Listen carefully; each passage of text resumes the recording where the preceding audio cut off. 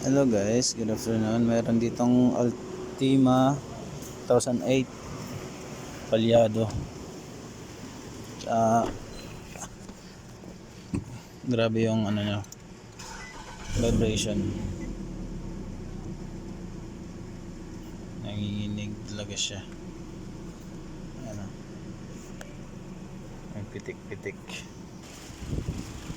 Ngayon, i-check natin yung ignition coil isa-isa.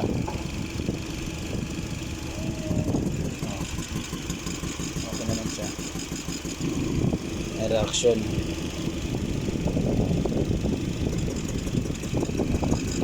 May reaction din.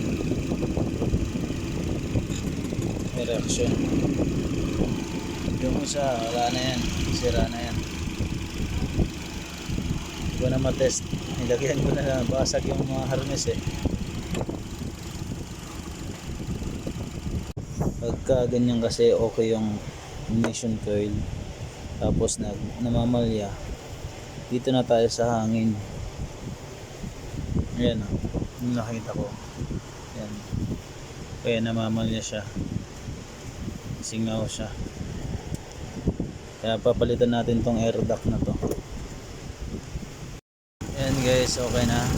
Nirepair ko lang. Nilagyan ko muna ng mighty band, tapos electrical tape. Kasi dito rin mayroon din. Sorry ito. May mga biyak. Ngayon okay na siya. Pagka i-cambio, okay na yan. Wala nang ano, kahit i-cambio mo yan, wala nang vibration. Lahat okay na. Ayan. Basta na guys. Stable na yung RPM nya. At ito, tingnan nyo. Yung tubig normal yan kasi maandar eh. Pero kung gumagalaw to, gumaganyan.